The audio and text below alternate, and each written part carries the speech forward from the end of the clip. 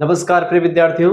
आज के वीडियो के माध्यम से हम लोग चर्चा करेंगे पॉलिटिकल साइंस के पेपर 2 के बारे में। और पेपर 2 में आपको पढ़ना है प्रिंसिपल्स ऑफ पब्लिक एडमिनिस्ट्रेशन के बारे में, यानी कि लोक प्रशासन के सिद्धांत के बारे में आपको जानना है। बीए 5th सेमेस्टर में जब आप होते हैं और पॉलिटिकल साइंस आपका सब्जेक्ट होता है तो आपको 2 पेपर पढ़ने पड़ते हैं पॉलिटिकल साइंस के। पहले पेपर में आप लोगों ने क्या पढ़ा? Comparative government and comparative politics के बारे में पढ़ा, जिसमें हमने UK, USA, Switzerland and China के संविधान की तुलनात्मक अध्ययन आपको समझना है, पढ़ना है, जानना है। वो तो मैंने उसका एक आध दो चैप्टर आपको करवा दिया है, आप लोगों ने देखा होगा।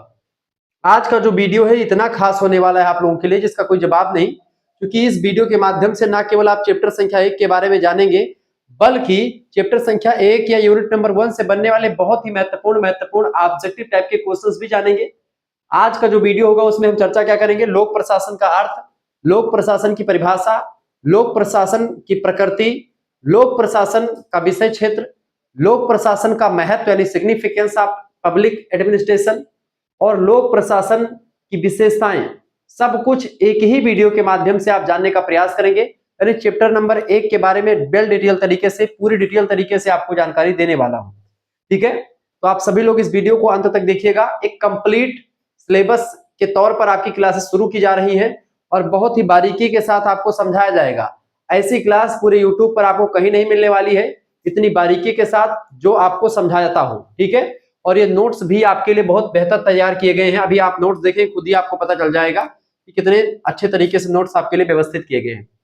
Political science BA 5th semester का न्यू बैच स्टार्ट हो चुका 2026-27 का। पहले पेपर के मैंने 2-3 क्लास दे चुका हूं मैं, आप लोगों ने देखा होगा।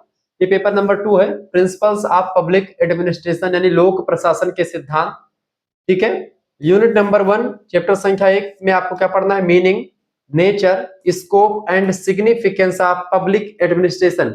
ये आपके पेपर नंबर मतलब कि पेपर नंबर 2 में यूनिट संख्या 1 यानी चैप्टर संख्या 1 में आपको ये पढ़ना है।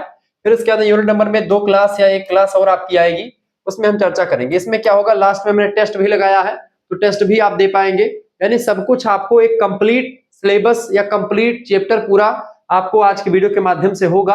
सबसे पहला पॉइंट आप हेडिंग डालिएगा, लोक प्रशासन का अर्थ, meaning of public administration, heading डालिएगा। लिखिएगा, लोक प्रशासन क्या होता है बेटा? लोक प्रशासन का अर्थ समझने के लिए हमें पहले इसके दोनों घटकों यानी लोक और प्रशासन, इन दोनों का विश्लेषण करना होगा, एनालिसिस करना होगा कि आखिरकार लोक शब्द का क्या मतलब होता है और प्रशासन शब्द का क्या मतलब होता है। लोक को अंग्रेजी में पब्लिक कहते हैं और प्रशासन को अंग्रेजी में एडमिनिस्ट्रेशन कहते हैं। तो आखिरकार पब्लिक क्या होती है, जिसको जनता या लोग या समूह कह सकते हैं, और प्रशासन क्या होता है, अभी क्लियर होता रहेगा। सब कुछ मैंने डिटेल तरीके से नोट्स तैयार करके रखा है और आपको इससे बाहर किसी भी विश्वविद्यालय में आप पढ़ रहे हैं, कोई भी कंपटीशन की तैयारी, यहां तक कि आईएएस पीसीएस तक की आप तैयारी करते हैं, लोक प्रशासन का टॉपिक जो होगा ये एक कंप्लीट चैप्टर होगा, कंप्लीट टॉपिक आपका मैं कवर करूंगा, एक भी पॉइंट आपका छूटने वाला नहीं है। तो बिल्कुल आपको घबराने की जरूरत नहीं है। सबसे पहले हम शब्द उत्पत्ति देखेंगे कि आखिरकार किस तरीके से शब्द बने हैं। पब्लिक एडमिनिस्ट्रेशन जो शब्द है इसका मतलब क्या है?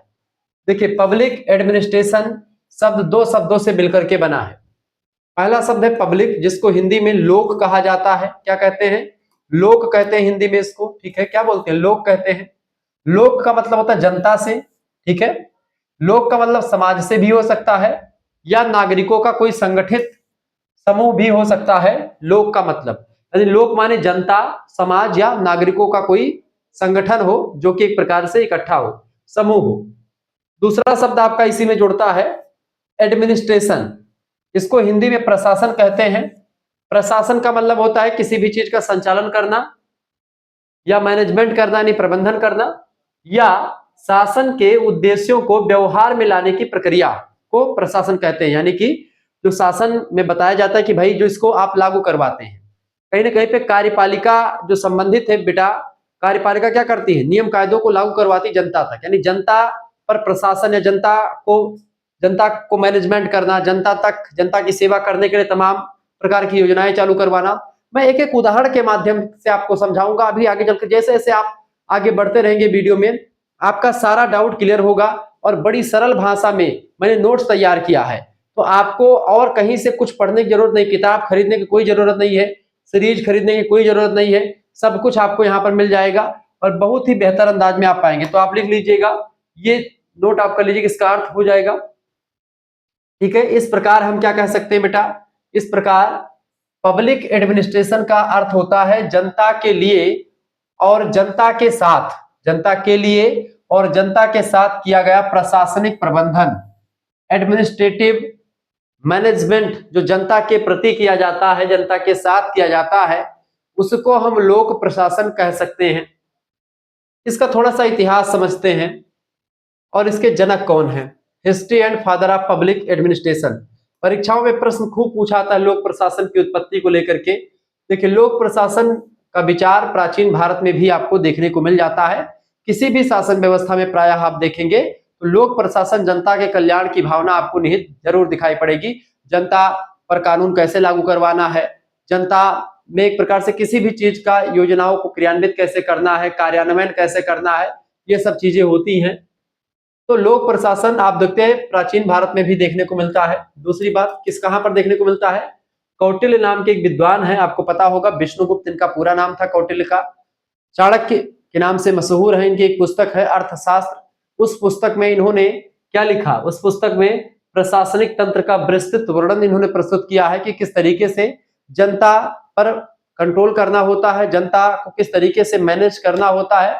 उसी को एक प्रकार से प्रशासन कहते हैं। जैसे कि एक स्कूल में एक प्रशासनिक भवन होता है, जैसे कि एक ऑफिस है, अब उस ऑफिस में बैठा व्यक्ति एक प्रिंसिपल होता है, वो प्रबंधन ही करता है, मैनेजमेंट ही करता है कि भाई किस व्यक्ति को कौन सा घंटा कब कहां पर पढ़ाना है, कितने समय तक पढ़ाना है, कौन से क्लास में जाना है। ठीक है, ये सब डिसाइड करता है एक प्रिंसिपल। यानी कि कार्यों को करना और जनता के लिए कार्यों को करना, जनता के द्वारा कार्यों को, मतलब जनता के लिए, जनता के द्वारा जनता के लिए किया गया शासन ही लोक प्रशासन, मतलब कि लोकतंत्र होता है। ऐसे ही जनता का ही इसमें सर्वोपरि योगदान होता है, जनता पर ही एक प्रकार से किया जाता है लोक प्रशासन। आधुनिक समय की अगर बात करें तो आधुनिक समय में वुड्रो विल्सन नाम के एक विद्वान है, 1887 ईस्वी में इसे एक अलग अनुशासन के रूप में प्रस्तुत करने का काम वुड्रो विल्सन नाम के विद्वान ने किया। वुड्रो विल्सन को ही लोक प्रशासन का जनक भी कहा जाता है, क्योंकि सबसे पहले पब्लिक एडमिनिस्ट्रेशन की बात वुड्रो विल्सन नाम के विद्वान ने ही करी, इसलिए उन्हें लोक प्रशासन का जनक यानी फादर ऑफ पब्लिक एडमिनिस्ट्रेशन कहा जाता है। ये पॉइंट कर लीजिएगा, मतलब नोट डाउन कर लीजिएगा इन पॉइंट्स को। ठीक है, सरल शब्दों में अगर इसको समझना चाहें इसके अर्थ को, तो शुक्ला स्टडी पॉइंट के द्वारा एक विचार बनाए गए हैं आपके लिए, ताकि आप सरल से सरल भाषा में समझ पाए। देखिए, लोक प्रशासन वह संगठित प्रक्रिया है। सबसे पहली बात, एक संगठित प्रक्रिया है लोकतंत्र। क्या है, लोकतंत्र एक प्रक्रिया है। कैसी प्रक्रिया है, एक संगठित प्रक्रिया है, किसी अकेले की प्रक्रिया नहीं है। एक संगठित प्रक्रिया जिसमें उच्चता से निम्नता का क्रम भी पाया जाता है। जैसे कि एक ऑफिस में या एक आप पुलिस थाने में आप देखेंगे, वहां पर जैसे एक एसओ होता है, और ऐसे ही आप देखते हैं एसओ के अलावा तमाम प्रकार के लोग उसमें शामिल होते हैं। जैसे कि एसओ के नीचे आपके दरोगा होते, दरोगा से नीचे आप देखते हैं एसआई होते हैं, एसआई से नीचे आप देखते हैं कि जो है सिपाही होते हैं, फिर इस तरीके से होमगार्ड उससे नीचे आ जाते हैं। तो ये सब चीजें, लोक प्रशासन एक संगठित प्रक्रिया होती है जिसके द्वारा सरकार जनता के लिए क्या करती है, सरकार जो है उसके द्वारा, किसके द्वारा, संगठित प्रक्रिया के द्वारा सरकार जनता के लिए अपनी नीतियों, अपनी योजनाओं और कार्यक्रमों को लागू करवाती है, उनका पालन करवाती है, ताकि जीवन को सुचारू, न्यायपूर्ण और समृद्ध बनाया जा सके। ठीक है, ताकि लोग अच्छे तरीके से जीवन यापन कर सके। इसके लिए तमाम योजनाएं, तमाम कार्य और तमाम सारी चीजें करी जाती हैं। यह बात आप ध्यान रखेंगे। बहुत ही बारीकी के साथ मैं आपको पढ़ा रहा हूं, समझा रहा हूं, और बेटर अंदाज में आप चीजों को समझ भी पा रहे होंगे। ठीक है, आगे बढ़ते और भी चीजों को जानने का प्रयास करते हैं। अगला पॉइंट आप देखिएगा, लोक प्रशासन की परिभाषा, definition of public administration. Shukla study point के अनुसार एक परिभाषा आपके लिए तैयार की गई है, और उस परिभाषा को आप सबसे पहले समझे, उसके बाद में फिर हम तमाम विद्वानों की परिभाषाओं को देखेंगे और बहुत ही बारीकी के साथ पढ़ने का प्रयास करेंगे। देखिए, लोक प्रशासन को विभिन्न विद्वानों ने अलग अलग तरीकों से परिभाषित किया है। यहाँ सबसे महत्वपूर्ण परिभाषाएं दी जा रही हैं जो कि आपको समझनी बहुत ही जरूरी है। आइए एक एक विद्वान की परिभाषा को हम बहुत ही बारीकी के साथ समझने का प्रयास करते हैं। सबसे पहले वुड्रो विल्सन की परिभाषा देखेंगे जो कि उसके जनक हैं, फिर उसके बाद में हम दूसरे विद्वानों की परिभाषाओं पर नजर डालेंगे। ठीक है, यानी पहले वुड्रो विल्सन के बारे में समझेंगे, फिर उसके बाद में 7-8 विद्वानों की परिभाषाओं को हम देखेंगे। उसके बाद में शुक्ला स्टडी पॉइंट के द्वारा एक परिभाषा तैयार करेंगे जो कि आपकी अपनी परीक्षा में लिख पाएंगे। आप इन डाटा को अगर आप परीक्षा में लिखेंगे तो अच्छे नंबर आपको मिलने वाले हैं। और इसका आप नोट्स भी तैयार कर सकते हैं। नोट्स तैयार करने का आपको अगर मन नहीं है तो आप हमारे साथ जुड़ करके हमारी पीडीएफ प्राप्त, जो पीडीएफ यहाँ पर पीछे चल रही है, ये पीडीएफ प्राप्त कर सकते हैं। ऐसे ही तमाम चैप्टर वाइज पीडीएफ आपको मिल जाएगी, वो भी प्राप्त कर सकते हैं। मात्र 100 रुपए फीस में सभी सब्जेक्ट की पीडीएफ आपको मिलेगी। 91 61 93 60 62 इस नंबर पर आप व्हाट्सएप कर दीजिएगा। आप लाइव क्लास वाले ग्रुप से भी जुड़ पाएंगे, पीडीएफ मिल जाएगा, सब कुछ आपको मिलेगा। अपना नाम एसएमएस कर दीजिएगा बेटा, अपना नाम, ठीक है, अपने यूनिवर्सिटी का नाम, अपने सब्जेक्ट के नेम और आप किस सेमेस्टर में हो अपने सेमेस्टर का नाम लिख करके इस नंबर पर व्हाट्सएप पर भेज दीजिएगा। आपके पास एक स्कैनर भेजा जाएगा, उसी स्कैनर पर आपको मात्र 100 रुपीज फीस जमा कर देनी होगी। जैसे ही आप 100 रुपए फीस जमा करेंगे, आप ये फीस किसी दूसरे से भी जमा करवा सकते हैं। जरूरी नहीं कि आप खुद ही इसको जमा करें, आप किसी दूसरे से भी फीस जमा करवा सकते हैं। उसके बाद में आपको व्हाट्सएप ग्रुप से जोड़ दिया जाएगा। वहां पर आपको सबसे पहली बात क्या मिलेगी, लाइव क्लास जो भी होगी उसकी लिंक आपको सबसे पहले मिलेगी। दूसरी बात क्या होगी, वहां पर आपको लाइव क्लास अगर मान लेते मिस हो जाती तो उसकी वीडियोस की लिंक भी आपको मिल जाएगी, पीडीएफ नोट्स। अब इसे मान लेते हैं आप वीडियोस एक बार देख लिए, दोबारा से उसको रिवीजन करना चाहते हो, उसके लिए पीडीएफ नोट्स आपको बनानी नहीं पड़ेगी, पीडीएफ नोट्स आपको मिल जाएगी। जैसे ये जो वीडियोस के पीछे तमाम नोट्स आपके चल रहे हैं, ये पीडीएफ फॉर्म में आपको मिल जाएंगे। आप चाहें तो इनको निकलवा करके भी आसान तरीके से पढ़ सकते हो, ठीक है। ये बात आप ध्यान रखें, चाहे तो आप अपने फोन में पढ़ सकते हो, जैसा आपको उचित लगे वैसे निकलवाएंगे तो आपका बड़ा पैसा लग जाएगा, आप फोन में ही पढ़ लीजिए, ठीक है। चलिए, ये आपको मिलेगा। इसके साथ ही साथ आपको जैसे क्वेश्चन जो टाइप होंगे, सब कुछ इंपॉर्टेंट क्वेश्चन अभी तक के जितने भी पूछे गए क्वेश्चन, उसके लिए मॉडल पेपर की श्रृंखलाएं जल्दी शुरू होने वाली हैं। चाहे एमसीक्यूज टाइप का पेपर हो, चाहे आपका लिखित टाइप का पेपर हो। लिखित माने कि अति लघु उत्तरीय, लघु उत्तरीय और दीर्घ उत्तरीय टाइप के क्वेश्चन, सभी के लिए विस्तार से चर्चा आपको मिलेगी, सब कुछ मिलेगा। Chapter wise class, live class, PDF note, सब कुछ आपको मिलेगा। मात्र 100 रुपए फीस रखी गई है और ये 100 रुपए फीस कोई बहुत बड़ी फीस नहीं है। मात्र 100 रुपए फीस में आपके लिए इतनी जबरदस्त व्यवस्था की गई है कि आप उतना सोच भी नहीं सकते। और केवल एक सब्जेक्ट के लिए 100 रुपए फीस नहीं रखी गई है, बल्कि इसमें आपके 2 सब्जेक्ट अब की बार मेजर आपको पढ़ने पड़ेंगे। जब आप बीए के 5th सेमेस्टर में होते तो 2 सब्जेक्ट आपको पढ़ने पड़ते हैं मेजर में। एक सब्जेक्ट का पेपर एक सब्जेक्ट के 2 पेपर होते, पेपर 1 और पेपर 2, यानी इस तरीके से 2 सब्जेक्ट के आपके कितने पेपर हो जाएंगे, 2 सब्जेक्ट के आपके बेटा 4 पेपर ये हो जाएंगे। और एक आपका होता है अनिवार्य पेपर को करिकुलर वाला, यानी को करिकुलर में आपको क्या पढ़ना है, analytic ability and digital awareness, यानी कि रीजनिंग और कंप्यूटर के बारे में आपको पढ़ना है। अब की बार बीए बीएससी बीकॉम सभी बच्चों को, तो उसका भी आपको लगभग 10 प्रैक्टिस सेट आपको मिल जाएगा, जिसमें आपको सभी चैप्टर से, सभी यूनिट से आपको मिल जाएंगी चीजें। और बहुत ही बारीकी के साथ आपको को करिकुलर भी पूरा पढ़ा दिया जाएगा। और आपके दोनों जो मतलब कि आपके दोनों सब्जेक्ट के मतलब कि दोनों पेपर की तैयारी बेहतर अंदाज में हो जाएगी, सभी टाइप की।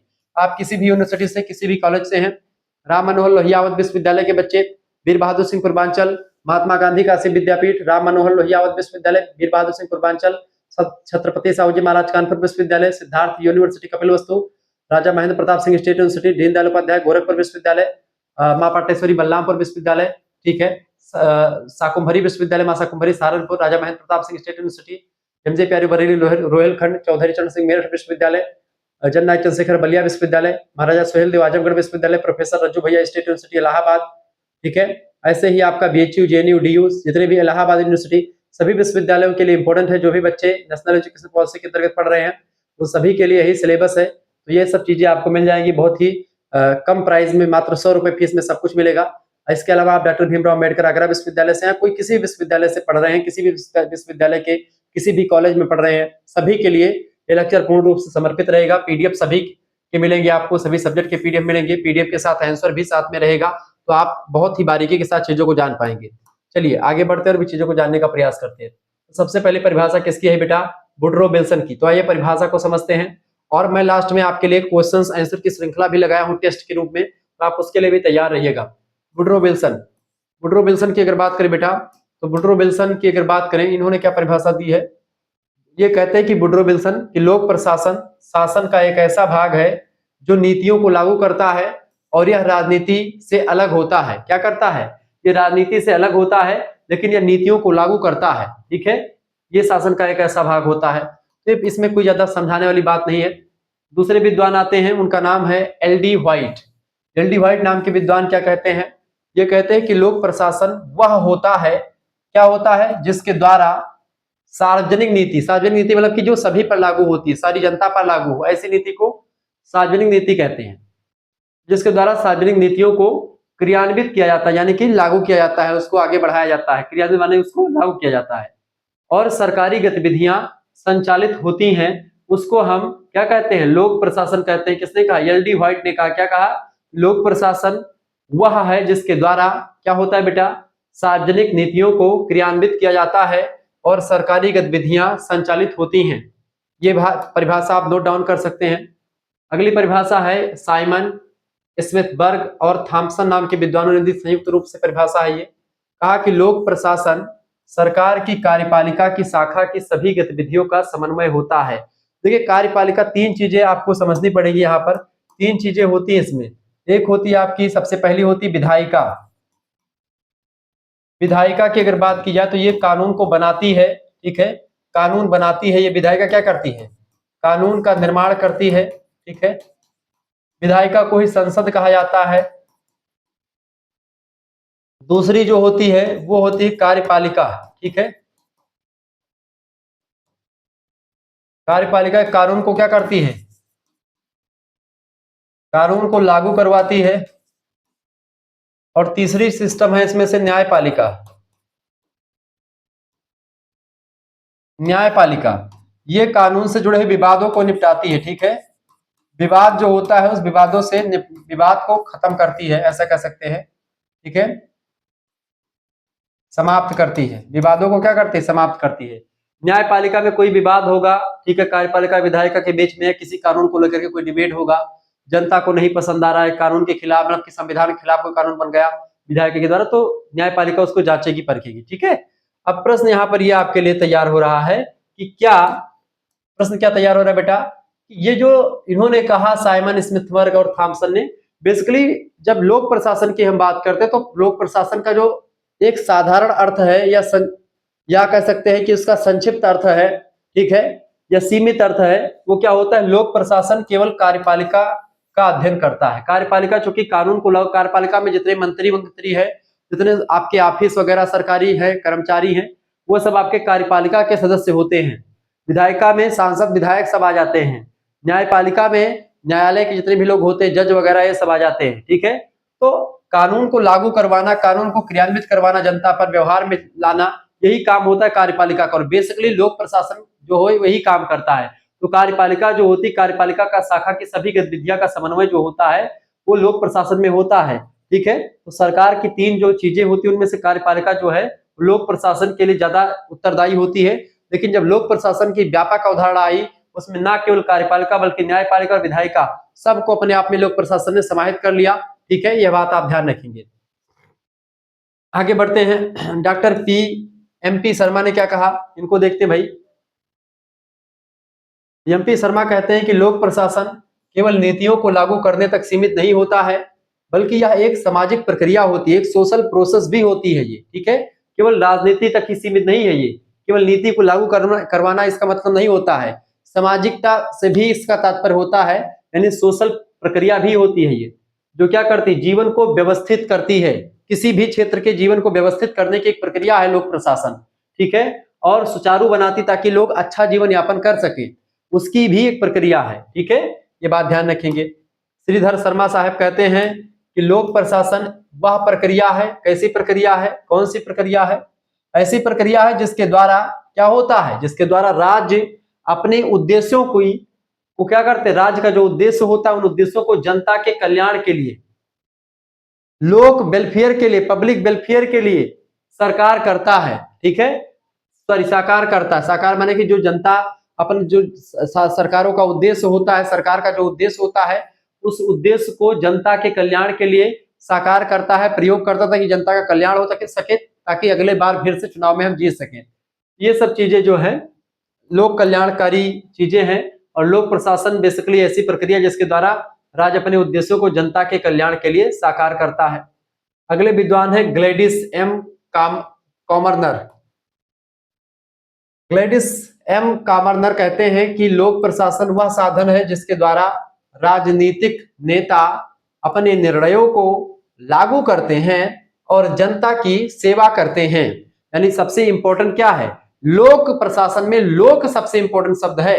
प्रशासन तो सभी हो जाएंगे, लेकिन लोक यानी जनता की सेवा यहाँ पर सबसे इंपॉर्टेंट होता है।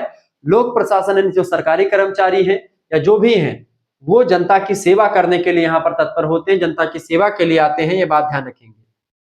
आगे देखेंगे, अगले विद्वान आते हैं एफ ए नीग्रो। ये कहते हैं कि लोक प्रशासन का मुख्य कार्य क्या होता है? योजनाओं को कार्य रूप में परिणत करना, यानी कि कोई भी योजना है, कोई भी प्लान है, उस प्लान को क्रियान्वित करना, उस प्लान को कार्य में लागू करना, व्यवहार में लागू करना, ठीक है, और सरकारी कार्यों को व्यवस्थित करना होता है, नीग्रो ने कहा।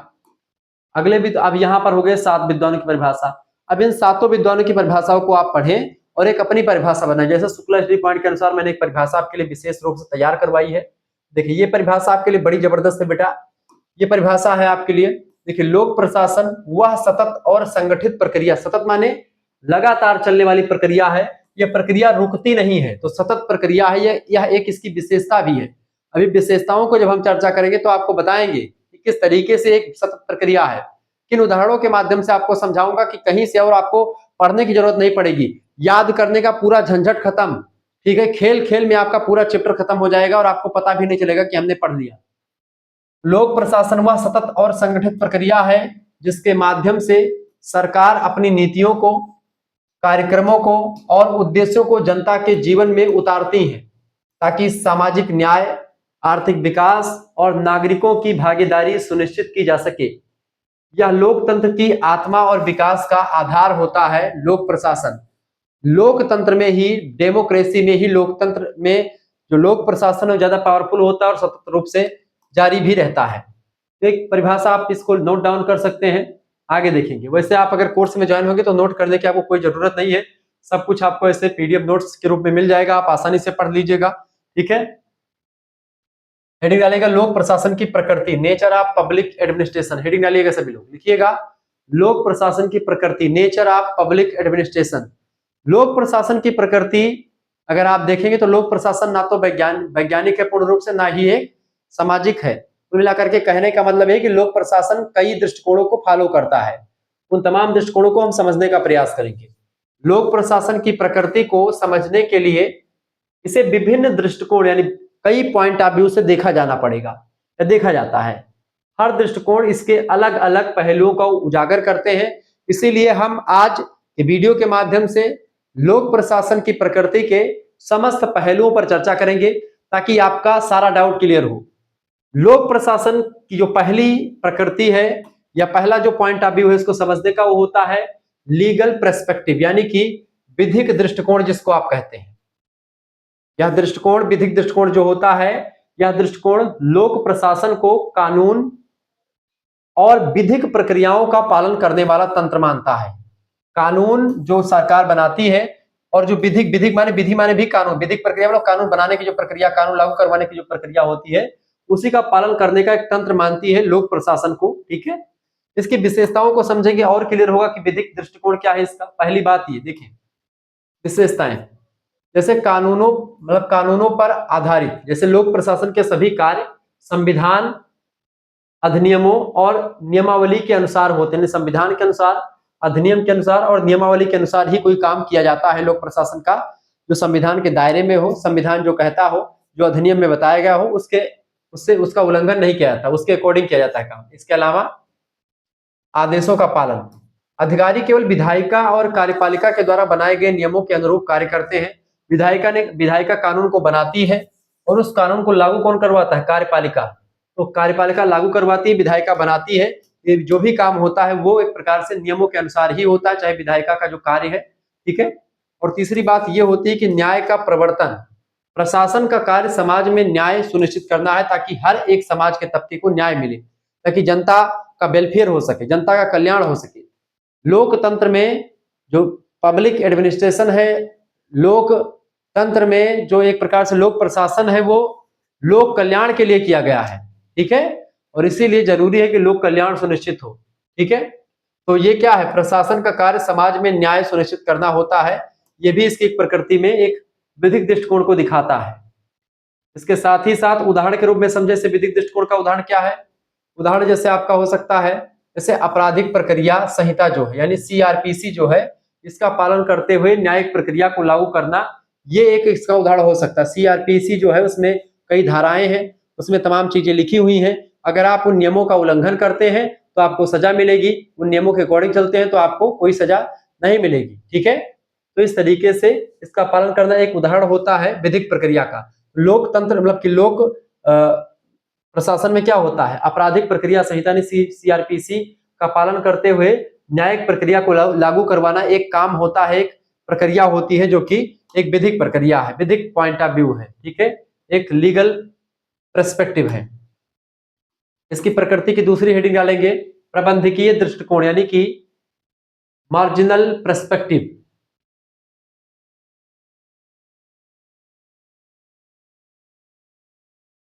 ठीक है, मैनेजरियल पर्सपेक्टिव। यह दृष्टिकोण लोक प्रशासन को एक प्रबंधकीय प्रक्रिया मानता है, वो एक विधिक प्रक्रिया मानता है।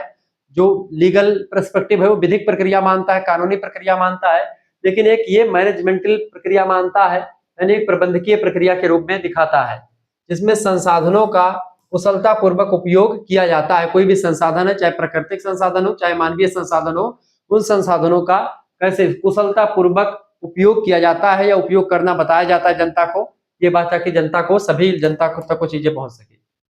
अब इसकी विशेषताएं क्या है बेटा, देखिए सबसे पहली बात है योजना निर्माण करना, यानी प्लानिंग करना।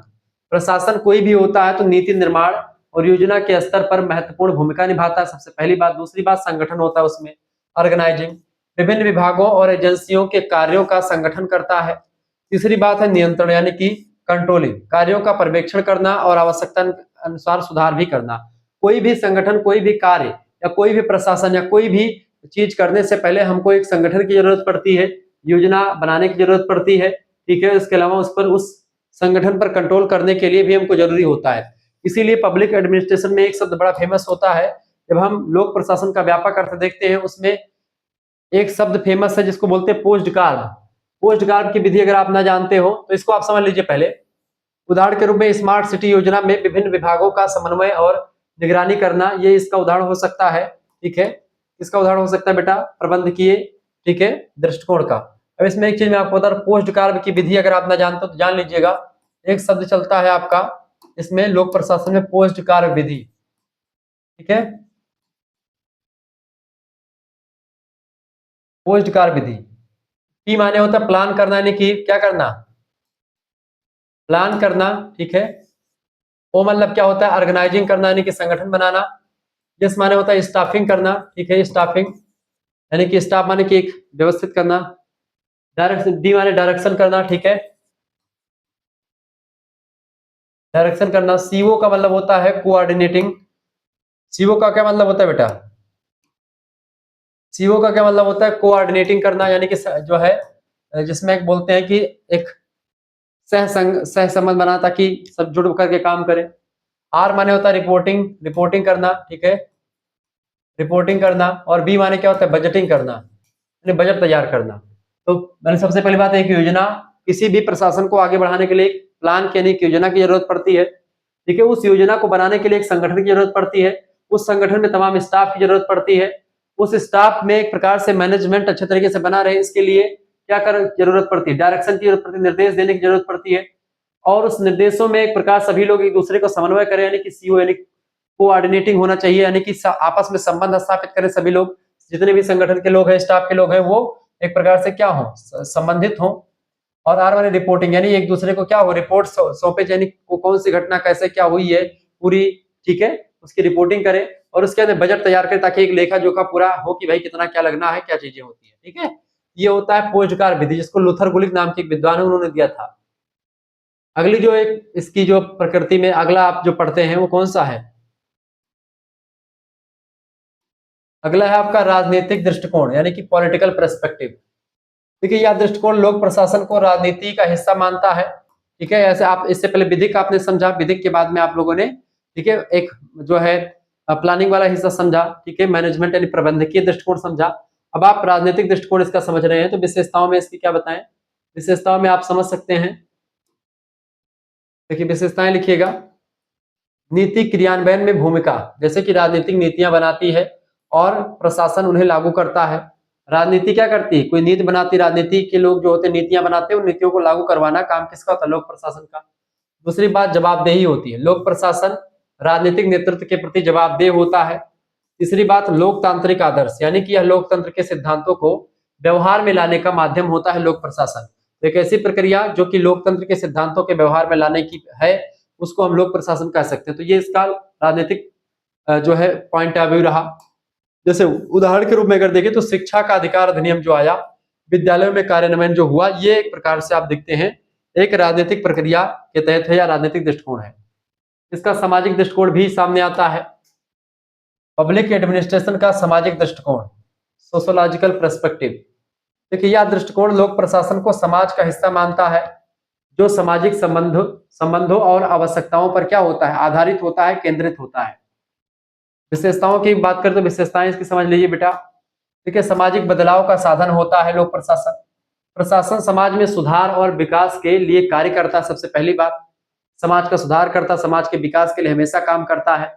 इसके अलावा विभिन्न समुदायों के बीच समन्वय, यानी कि जो है संबंध स्थापित करना, या विभिन्न सामाजिक वर्गों के हितों को संतुलित करता है। ठीक है, तालमेल बैठाता, समन्वय करता है।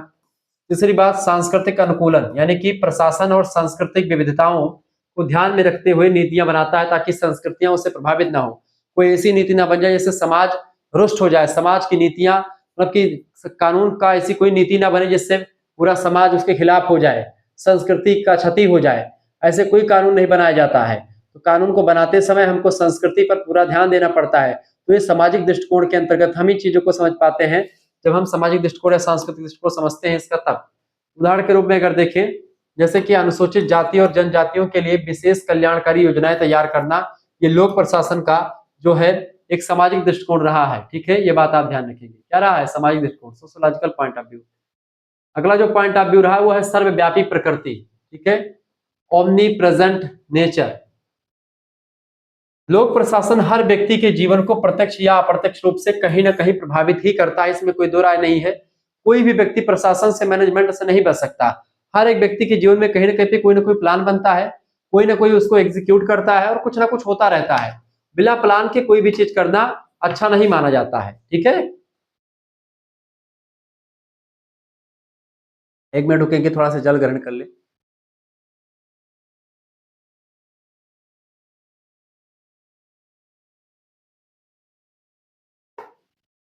चलिए, तो लोक प्रशासन हर व्यक्ति के जीवन को प्रत्यक्ष या अप्रत्यक्ष रूप से क्या करता है बेटा? प्रभावित करता है। क्या करता है? चाहे डायरेक्टली चाहे इनडायरेक्टली, हर एक व्यक्ति के जीवन में लोक प्रशासन होता ही है या प्रशासनिक चीजें होती रहती हैं। विशेषताओं के तौर पर अगर आप देखें, इसके जीवन के सभी क्षेत्रों में उपस्थिति होती है। जैसे शिक्षा के क्षेत्र में प्रशासन की जरूरत पड़ती है।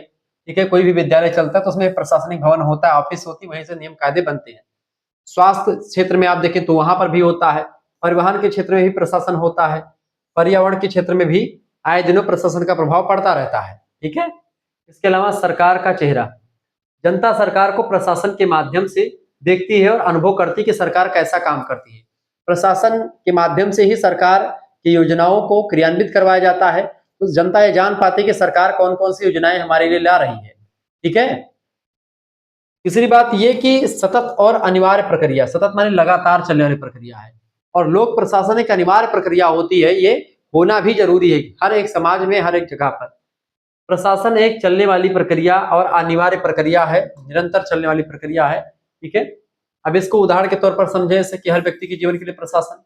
कोविड-19 महामारी अभी हुई थी हाल फिलहाल में, उसके दौरान हर नागरिक तक स्वास्थ्य सेवाओं का पहुंचाना एक बहुत बड़ी कहीं ना कहीं पे समस्या थी, बहुत बड़ी चुनौती थी लोगों के समक्ष, लेकिन उसको किया गया प्रशासन के द्वारा। प्रशासन ने सैनिटाइजर और मास्क और तमाम प्रकार की चीजों के लिए बताया, सामाजिक दूरी का पालन कैसे करना है, क्या क्या करना क्या नहीं करना। प्रशासन ने बहुत कुछ साथ दिया जनता का और जनता को बचाया। ये सब चीजें जो है करवाती है। अब इसको संक्षेप में समझने का प्रयास करें, एक रिकैप के तौर पर मैंने तैयार किया ताकि आप पूरी प्रकृति को, इसको बहुत ही बारीकी के साथ सरल भाषा में समझे, या एक बहुत कम समय में। जैसे हमने आपको बताया, सबसे पहला कौन सा दृष्टिकोण हमने बताया था प्रकृति का? सबसे पहला दृष्टिकोण हमने बताया विधिक दृष्टिकोण, यानी कि लीगल पर्सपेक्टिव, कानूनों और न्याय पर आधारित है, ये सबसे पहली बात। दूसरी बात, प्रबंधकीय दृष्टिकोण, संसाधनों का कुशल प्रबंधन पर आधारित है। राजनीतिक दृष्टिकोण, लोकतंत्र का संवाहक। समाजशास्त्री दृष्टिकोण, सामाजिक बदलाव का माध्यम। और सर्वव्यापी प्रकृति हर व्यक्ति के जीवन को प्रभावित करता है। ये बात आप ध्यान रखेंगे। लोक प्रशासन, तो लोक प्रशासन के 5 पॉइंट ऑफ व्यू या 5 दृष्टिकोण जो थे मैंने आपको बता दिए, जो कि आपकी परीक्षा के लिए बहुत इंपॉर्टेंट थे। आपकी परीक्षा में कहीं से भी कोई क्वेश्चन पूछा जाएगा, अगर आप मेरी क्लास को देख लिए हैं तो आपको कहीं पर भटकने की जरूरत नहीं पड़ेगी। अब मैं अगर चाहूं तो इसी टॉपिक को, इसका अर्थ परिभाषा एक वीडियो में बता देता, इसकी प्रकृति को एक वीडियो बता देता, इसके विषय क्षेत्र को एक वीडियो बता देता, या ऐसे ही इसके बारे में तमाम क्वेश्चंस अलग से एक एक वीडियो बता देता। लेकिन वो मेरे नेचर में नहीं कि भाई छोटी छोटी वीडियोस के माध्यम से आपको आपका समय नष्ट किया जाए। आप एक बार समझो, एक वीडियो देखो, पूरा चीज समझ लो, ताकि आपका 10 से 15 नंबर एक एक क्लास में कंफर्म होता जाए। और मॉडल पेपर लाऊंगा, उसमें सभी टॉपिक से चीजों को मैं कवर करूंगा। जो इंपॉर्टेंट प्रश्न है उसके बारे में आपको बताऊंगा, ठीक है, कौन से प्रश्न लगातार पिछले 2 वर्षों में पूछे गए हैं उन सभी को बताऊंगा। लोक प्रशासन की प्रकृति आपके समझ में आ गई। हेडिंग डालिए बेटा अगली, लोक प्रशासन का महत्व, सिग्निफिकेंस ऑफ पब्लिक एडमिनिस्ट्रेशन। अपने आप में एक चैप्टर, अपने आप में एक टॉपिक ये भी है, ठीक है, क्या महत्व है इसका। देखिए लिखेंगे, लोक प्रशासन किसी भी आधुनिक राज्य के लिए, मॉडर्न स्टेट के लिए उतना ही जरूरी है जितना शरीर के लिए हृदय या शरीर के लिए रक्त का होना। या केवल सरकारी नीतियों का क्रियान्वयन नहीं करता, बल्कि लोकतांत्रिक जो आइडियल्स हैं, आदर्श हैं, और समाज के सर्वांगीण विकास का संवाहक होता है, ताकि समाज का क्या हो, सर्वांगीण विकास हो, चौमुखी विकास हो। समाज का चौमुखी विकास करना ही उद्देश्य होता है किसी भी सरकार का। सरकारें प्रशासन से यही उम्मीद करती है कि प्रशासन अच्छे तरीके से अगर चलेगा तो हमारी सरकार फिर से आ सकती है। लेकिन प्रशासन अगर गड़बड़ काम करता, चूंकि सरकार का चेहरा होता है प्रशासन, और प्रशासन के माध्यम से ही सरकार के बारे में जानकारी हासिल कर पाते हैं हमारी जनता, तो कहीं ना कहीं पे हमको जरूरत होती है एक ऐसे सर्वांगीण विकास की, एक ऐसे लोकतांत्रिक आदर्श की, जो कि हमारे लोक प्रशासन के द्वारा कंप्लीट होता है। देखिए सबसे पहली विशेषता क्या होती है लोकतंत्र की, सबसे पहला महत्व क्या है लोकतंत्र का। पहला महत्व है बेटा लोक कल्याणकारी राज्य की रीढ़, यानी कि बैकबोन ऑफ वेलफेयर स्टेट। लोक प्रशासन जो होता है ये क्या होता है, पब्लिक का कल्याण करने वाली एक रीढ़ की हड्डी का काम करता है। जनता का कल्याण की हड्डी है एक प्रकार से, मान लीजिए लोकतंत्र, मतलब कि लोक प्रशासन। लोक प्रशासन के द्वारा ही जनता का कल्याण होता है, तमाम प्रकार की अच्छी अच्छी योजनाएं इसी के माध्यम से हम तक पहुंच पाती है। लोक प्रशासन सरकार को लोक कल्याणकारी राज्य बनाने का साधन होती है, ताकि जनता को सब कुछ, सभी सुख सुविधाएं मिले सरकार के द्वारा जो दी जा रही है, या नीतियों और कार्यक्रमों को जनता तक पहुंचा करके उनका कल्याण करता है। ठीक है, पहली चीज इसमें यह है, लोक कल्याणकारी राज्य की रीढ़ की हड्डी है, जैसे कि गरीबी उन्मूलन करता है। लोक प्रशासन क्या करता है, सरकारें क्या करती है, प्रशासन के माध्यम से गरीबी को खत्म करने का प्रयास करती, तमाम योजनाएं बनाती ताकि गरीबी खत्म हो। गरीबों के लिए विभिन्न योजनाओं को लागू करना। दूसरी बात, शिक्षा और स्वास्थ्य की सेवाएं, जैसे कि सभी के लिए सुलभ बनाना शिक्षा और स्वास्थ्य की, प्राथमिक स्वास्थ्य, प्राथमिक चिकित्सालय के लिए प्राथमिक स्वास्थ्य के लिए प्राथमिक चिकित्सालय बनाया गया, प्राथमिक शिक्षा के लिए प्राइमरी पाठशाला बनाया गया। ऐसे तमाम प्रकार की चीजें आप देख रहे होंगे। ठीक है, इसके अलावा तीसरी बात है बेटा सामाजिक सुरक्षा, वृद्धावस्था पेंशन। वृद्धा पेंशन आप जानते होंगे, वृद्ध लोगों को मिलती है। विधवा पेंशन जिनके पति नहीं है उनको मिलती है। जैसी योजनाओं का कार्यान्वयन जो किया गया वो एक प्रकार से इन्हीं सभी के द्वारा किया गया, इन्हीं सभी नीतियों के द्वारा किया गया। ये बात आप ध्यान रखेंगे। लोक प्रशासन जो होता है जनता का कल्याण करने के लिए होता है। तो पहली विशेषता यही कि लोक कल्याणकारी राज्य की रीढ़ होती है लोक प्रशासन। उदाहरण के तौर पर अगर आप समझें तो जैसे मनरेगा का जो आया था, मनरेगा की बात जो है सरकार करती क्या, मनरेगा की योजना लाई ताकि जनता की गरीबी को दूर किया सके। ठीक है, इसके तहत रोजगार प्रदान करने के उद्देश्य से योजना लाई गई ताकि जनता का वेलफेयर हो सके। तो लोक प्रशासन में ये एक काम किया गया। दूसरी विशेषता क्या है, दूसरी विशेषता लोकतंत्र का आधार, फाउंडेशन ऑफ डेमोक्रेसी। लोकतंत्र की दूसरी विशेषता है फाउंडेशन ऑफ डेमोक्रेसी, यानी लोकतंत्र का आधार है। कैसे लोकतंत्र का आधार है, आइए समझते हैं। लोकतंत्र तभी सफल हो पाएगा जब उसमें लोक प्रशासन सफल होगा।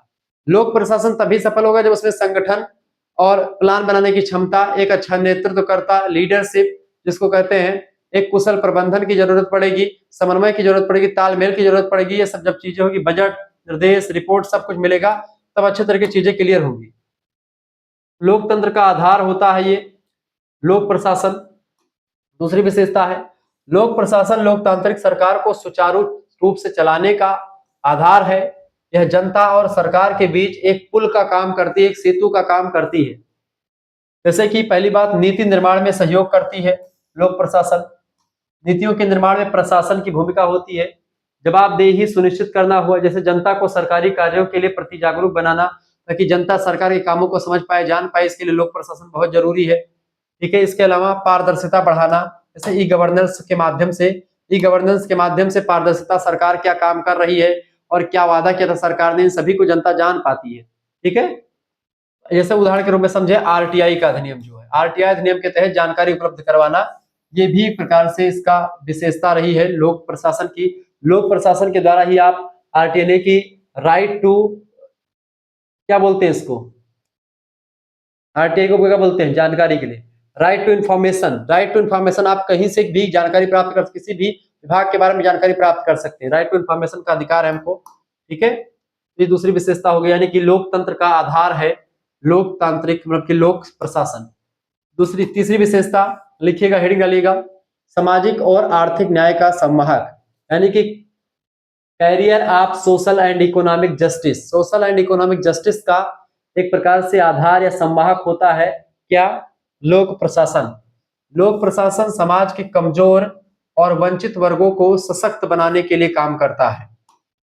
जैसे कि सामाजिक समानता का बात करता है, आरक्षण प्रणाली हो गई, विशेष योजनाएं कोई लागू करवाना हो किसी विशेष परिस्थिति के लोगों में के लिए, ठीक है, या किसी जनजातियों के लिए, किसी पिछड़ी जातियों के लिए, या फिर जनजातियों के लिए, या फिर एससी यानी शेड्यूल कास्ट के लिए, शेड्यूल ट्राइब्स के लिए कोई भी योजनाएं बनाई जाती है तो वो लोक प्रशासन के द्वारा ही संपन्न करवाई जाती हैं। दूसरी बात, महिला सशक्तिकरण हुआ, महिलाओं का, उनको अधिकार दिलवाना हो, महिलाओं के पुरुषों के समान वेतन दिलवाना हुआ, या महिलाओं को पुरुषों के समान अधिकार दिलवाना हो तो लोक प्रशासन के द्वारा होता है। महिला और बाल विकास योजनाएं तमाम सारी आई। इसके अलावा आर्थिक विकास, ग्रामीण और शहरी क्षेत्रों का संतुलित विकास भी होता है, वो लोक प्रशासन के द्वारा ही करवाया जाता है। तो ये एक विशेषता रही है, लोक प्रशासन क्या होता है, सामाजिक और आर्थिक न्याय का संवाहक होता है। दूसरी विशेषता, जैसे कि आप देखते बेटी पढ़ाओ बेटी बचाओ जो योजना आई, ये एक प्रकार से लड़कियों को पढ़ने के लिए उत्सुक किया, ये भी लोक प्रशासन के द्वारा ही संभव हो पाया है। अगली विशेषता आपके लिए, अगली विशेषता है आपदा प्रबंधन और संकट समाधान, disaster management and crisis response. आपदा प्रबंधन और संकट समाधान भी एक विशेषता होती है। लोक प्रशासन के माध्यम से ही कोई जैसे बाढ़, भूकंप या कुछ भी आपदाएं आ जाती तो उसके निराकरण के लिए, उसके समाधान के लिए प्रशासन ही पहुंचता है सबसे पहले। संकट का समाधान करना हुआ, आपदा के समय प्रशासन त्वरित माने होता है बहुत जल्दी, बहुत तीव्र गति से त्वरित कार्रवाई करता है और जीवन को बचाता है। प्राकृतिक आपदाओं में राहत कार्य करवाना हुआ, या महारानी मतलब की महामारी प्रबंधन, जैसे कोरोना भी आया था, कोरोना को लेकर के हुआ, तमाम प्रकार के प्रशासन ने बड़ी मदद करी। स्वास्थ्य सेवाओं का विस्तार करना हुआ, पुनर्वास कार्यक्रमों का संचालन करना हुआ, कहीं पर बांध बन रहा है, कहीं पर बाढ़ आ गई, भूकंप आ गया, उस क्षेत्र से किसी दूसरे क्षेत्र में लोगों को ले जाना है, तो प्रशासन ही इन मामलों को देखता है। आजकल तो आप देख रहे हैं कि प्रशासन को जिम्मेदार, हर मुद्दे के लिए प्रशासन को जिम्मेदार ठहराया जाता है, तो प्रशासन कहीं ना कहीं पे वो चीजें सब चीजों में काम करता है। जैसे कि कोविड-19 वैक्सीनेशन जो ड्राइव थी, आप देख रहे हैं किस तरीके से प्रशासन ने उसको मैनेज किया।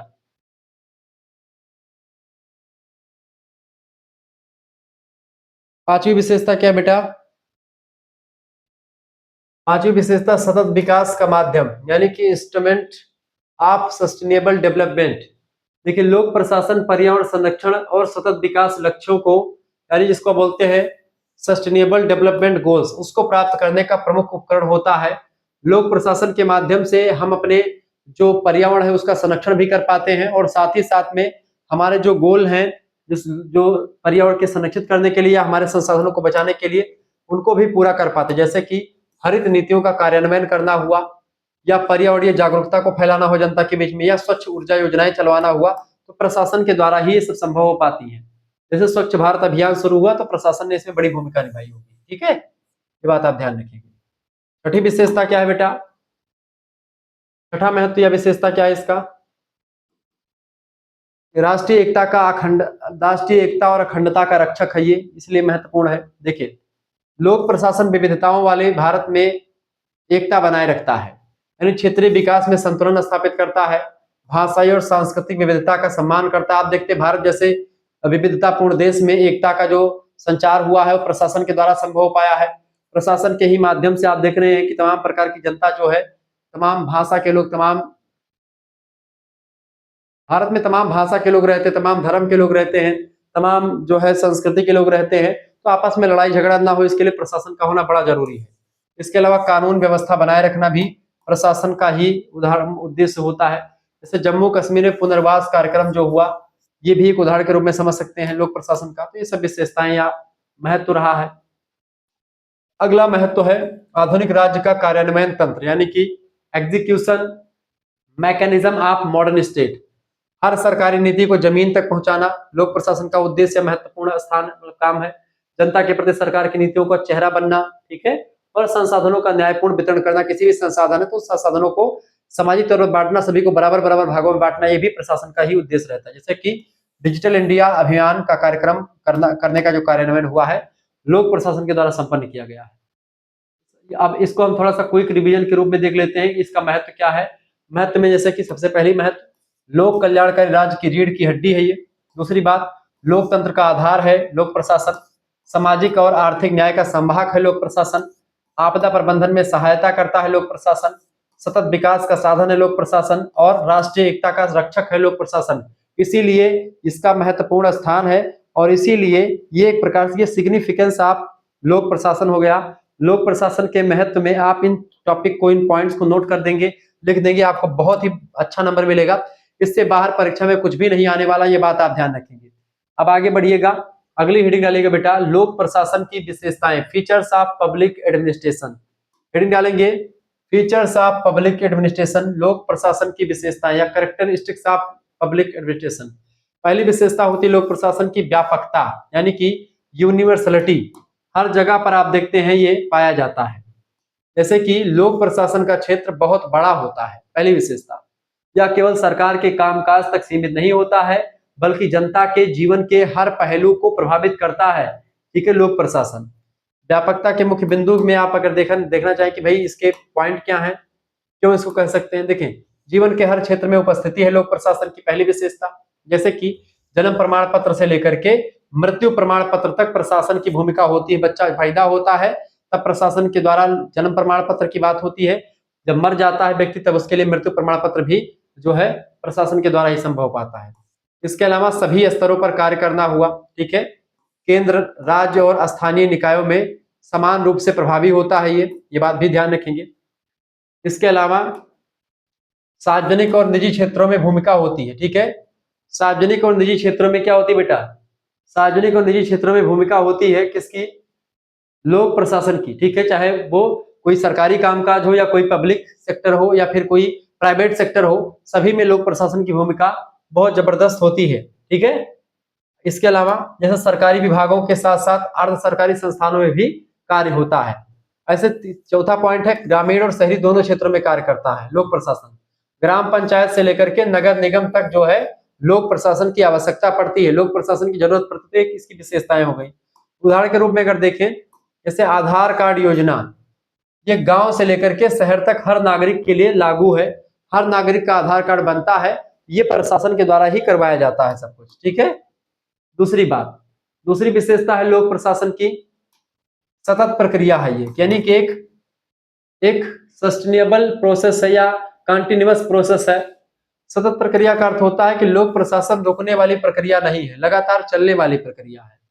सरकारें बदलती रहती हैं लेकिन लोक प्रशासन हमेशा चलता रहता है, चाहे भाजपा की सरकार हो, चाहे कांग्रेस हो, चाहे किसी की भी सरकार हो, प्रशासन जो है हमेशा रहेगा। सरकारें जरूर बदल जाएंगी लेकिन प्रशासन नहीं बदलेगा, प्रशासन रहेगा। इसमें कई पॉइंट्स आप लिख सकते हैं सतत प्रक्रिया में लोक प्रशासन की, जैसे कि समय के साथ चलने वाला तंत्र है ये लोक प्रशासन। जैसे कि हर समय सक्रिय रहता है, चाहे आपातकाल हो या सामान्य स्थिति हो, प्रशासन हर मामले में, हर समय में, हर स्थान पर होगा। दूसरी बात है, स्थिरता बनाए रखने वाला माध्यम है, यानी कि राजनीतिक अस्थिरता के बीच प्रशासन स्थिरता प्रदान करता है। जब राजनीति एकदम से भंग हो जाती है, उसको राजनीति को भंग करने से बचाता है, राजनीति को जो है अलग होने से बचाता है। नीतियों का लंबा जीवन, दीर्घकालिक योजनाओं को लागू कराना जो होता है तो लोक प्रशासन का ही उद्देश्य होता है।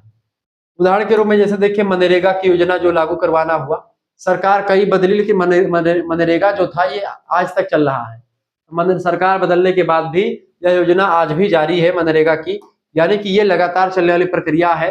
सरकार बदल जाए इससे कोई इस पर प्रभाव नहीं पड़ता है, हाँ, इसकी गति धीमी तेज जरूर हो सकती है प्रशासन की, लेकिन हाँ, सरकार बदले चाहे ना बदले, ये एक प्रकार से हमेशा जारी रहती है। तीसरी बात है, तीसरी विशेषता है जिसमें जटिलता पाई जाती है लोक प्रशासन में, कॉम्प्लेक्सिटी। जटिलता क्या होती है बेटा?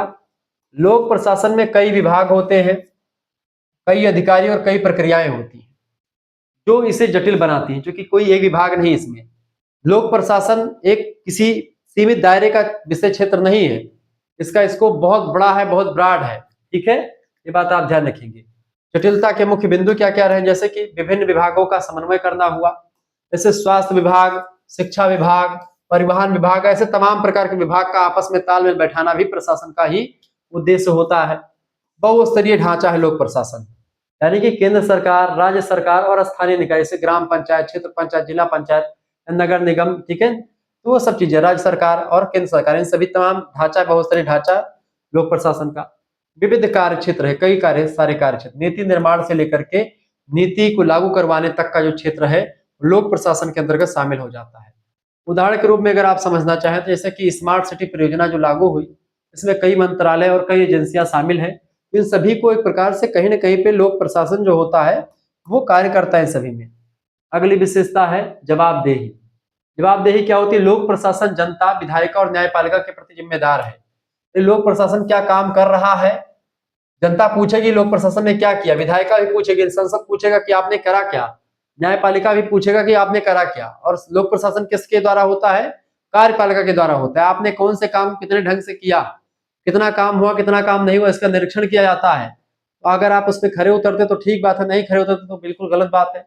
लोक प्रशासन जो होता है ना केवल चीजें करता है, बल्कि वो हर एक मामलों के लिए जरूरी होता है और उसकी जांच पड़ताल भी होती है, जवाबदेही देनी पड़ती है आपको।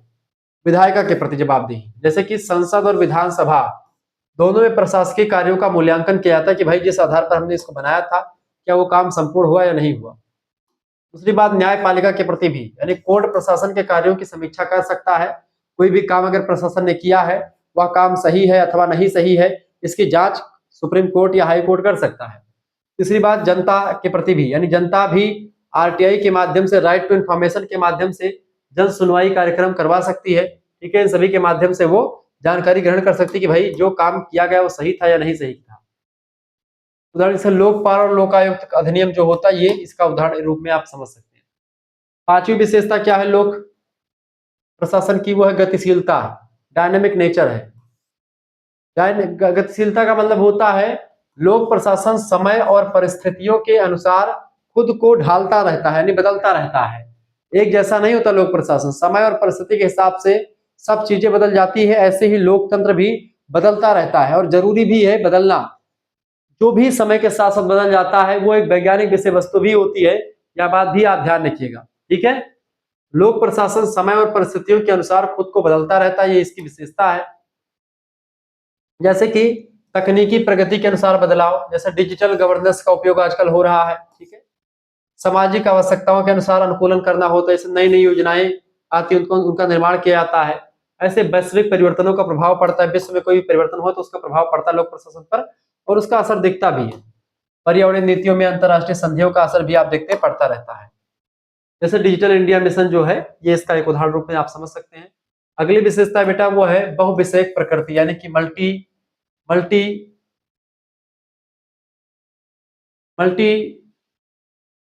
डिसिप्लिनरी नेचर, बहुविषयक प्रकृति। इसका मतलब क्या होता है? लोक प्रशासन राजनीतिक विज्ञान में भी आपको देखने को मिलता है, समाजशास्त्र में भी लोक प्रशासन का उपयोग होता है, अर्थशास्त्र और प्रबंधन का संगम होता है। हर एक सब्जेक्ट में आप देखते हैं अधिकतर लोक प्रशासन के पॉइंट्स को आप समझ सकते हैं। जैसे राजनीति विज्ञान से संबंधित नीतियों का निर्माण करना हो तो लोक प्रशासन नीति का निर्माण करवाता है, करता है, उसको लागू करवाता है, तो लोक प्रशासन राजनीति से संबंधित हो गया।